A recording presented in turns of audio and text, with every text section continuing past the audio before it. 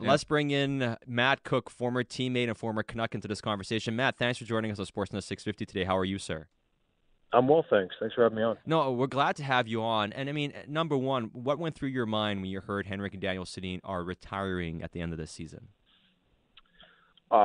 First thing, I mean, honestly, it's just good for them. I mean, they've had an amazing career, and so much to be proud of. But it's not an easy term to come to, and making that decision is hard, stressful, and it's just good on them that they're comfortable making that decision.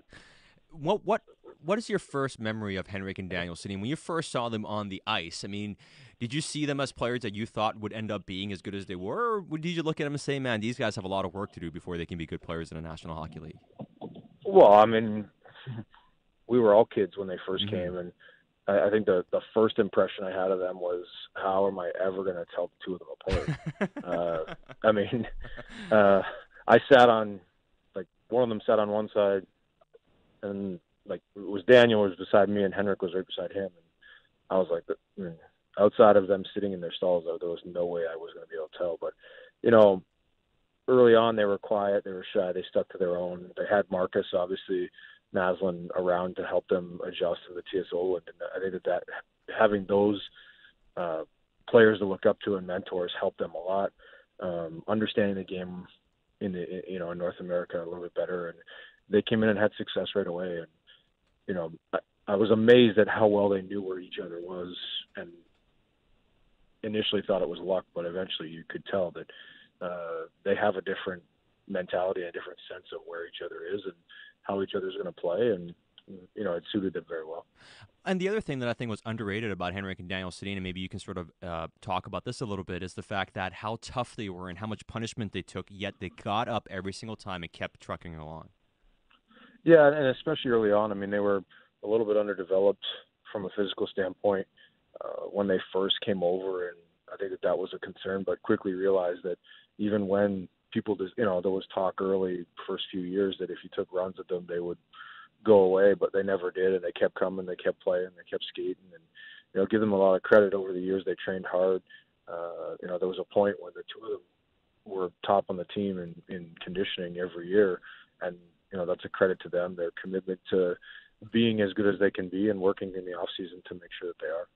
We're talking with Matt Cooke, former Canucks forward and former teammate of Daniel and Henrik Sedin here on the Playbook, Sportsnet 650. Matt, you were a member of the Pittsburgh Penguins when Daniel and Henrik Sedin won the Art Ross Trophy in consecutive years, and of course the Ted Lindsay and so forth.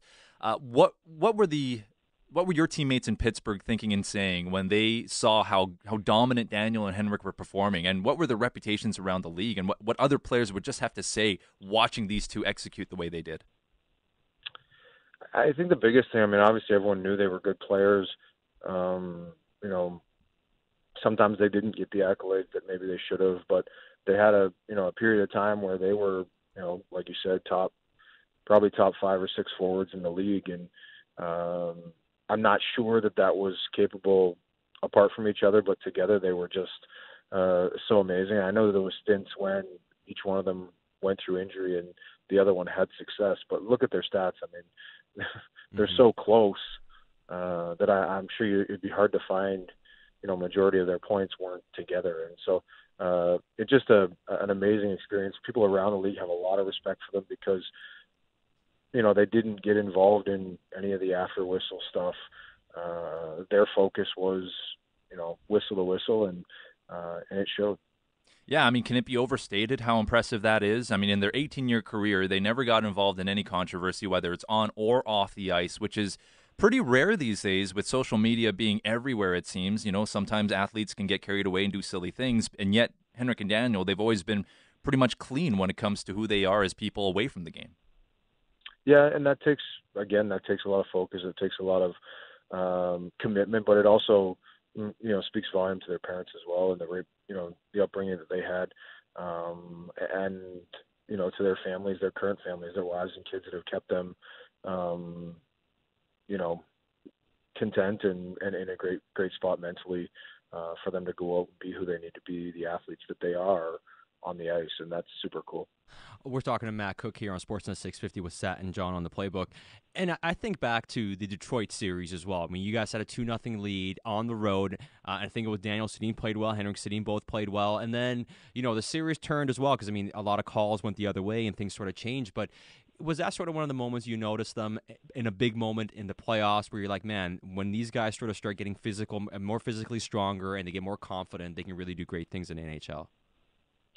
Well, I think that was the first real time that they stood out not above, but as well as where, the Naslund, Bertuzzi, Morrison line, and playing, they were always the second line when I was there, but they were never really the second line. It was a 1A, 1B, and that was their first kind of out, statement of that. We're here and we're still going to play. It's playoffs. It's hard. It's a grind, and it's when we're going to dig our heels in the sand and try harder. And over time, they learned that by acting that way and reacting those ways to those certain scenarios on the ice, that the best way to be successful. And before we let you go, Matt, we sort of talked to Sammy about this, and one of the things I guess underrated is their sense of humor. And they may not always show it to the media and fans and stuff like that, but anybody who's played with them talks about how funny Henrik and Daniel Sedin are, and sometimes they might be practical joke artists as well. Can you sort of share some stories about some comedic moments with Henrik and Daniel? Well, I mean, there's a million to pull on, obviously, for the amount of time that we played together. Right. Relatively 8 years we were together. Early on, I had the opportunity to be Daniel's roommate, and then as he started to play well, Mark Crawford then thought that I was the difference maker, so he switched my roommate to be Henrik and said it was now I had to get Henrik going. But frankly, it had absolutely nothing to do with me. It was just Mark Crawford's thought process. But I think that some of the best times that I had with them were playing soccer pregame. I mean, they're so good. They're just great athletes, but they were so good at soccer and could be dominant. And whenever it was Henrik versus Daniel, you saw the true competition come out. And that's those are moments that you'll never forget. I think that at one point Daniel kept the ball up 4,000, 5,000, 6,000 times in a row. I was like, that's unheard of. I could maybe do it 4.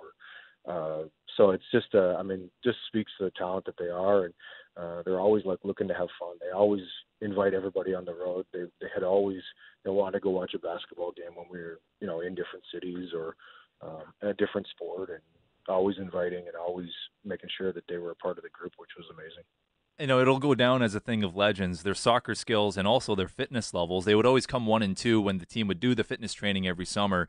When you guys as a team would go and do the grouse grind, for example, did anyone really ever come close to matching them? I mean, how far along were you from Henrik and Daniel, without trying to offend you, of course? Because I imagine they just blow guys away. Yeah, I mean, their body type suited that grind well. I think for most hockey players, it's not that good because you're trucking, as is running isn't very good for most hockey players because, your lower half is quite a bit larger than your upper half, and it weighs you down. But I think at one point Daniel and Henrik went up in 33 minutes, and the closest I ever got to that was 36. So, and 3 minutes in a short climb is a big difference. Oh yeah. They were special individuals, special together, special teammates, and I wish with them nothing but continued success, even post-career, because they're great human beings. There's no question that no matter what they decide to do, I'm sure they're going to be successful at it. That's just the type of people they are. Matt Cooke, former Vancouver Canuck, thanks so much for joining us and sharing your thoughts on Henrik and Daniel Sedin's career today. Sportsnet 650.